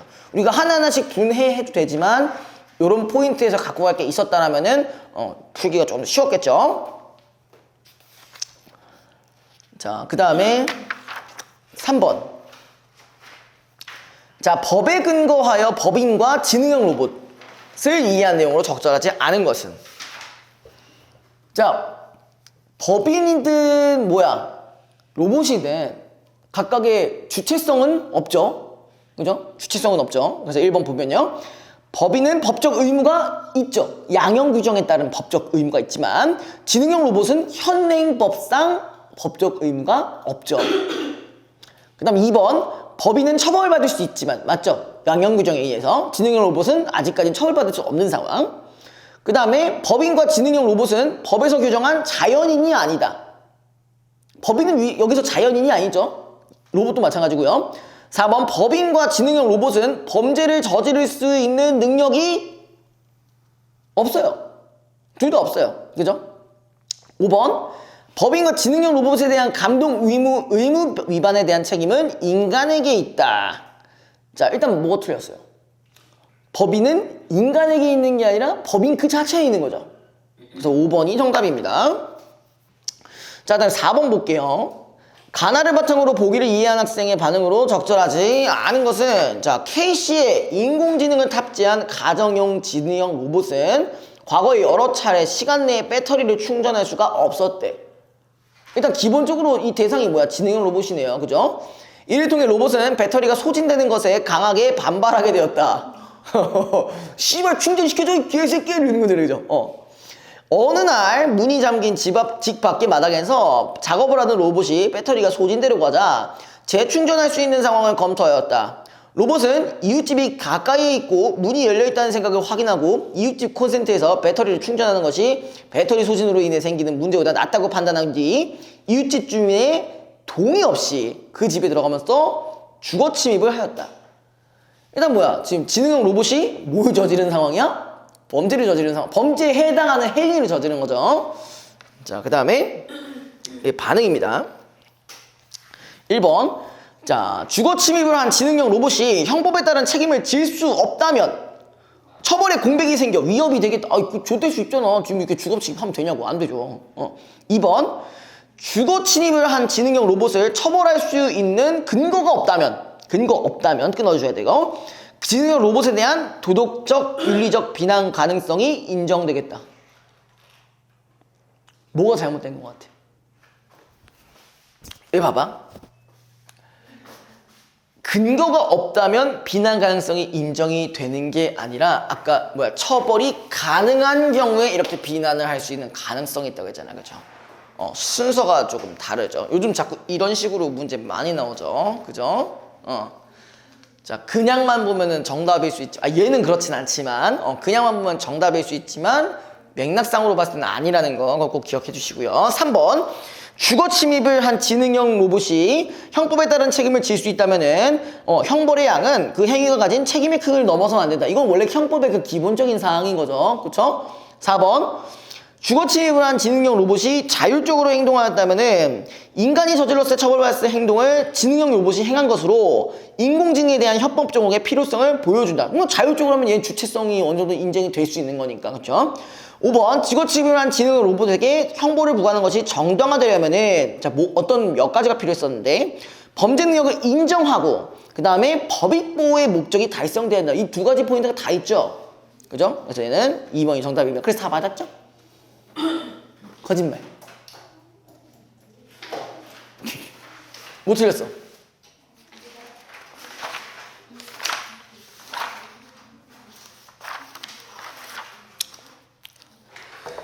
자, 그 다음에 53페이지. 나도 빈강 내기하기 존나 힘들다.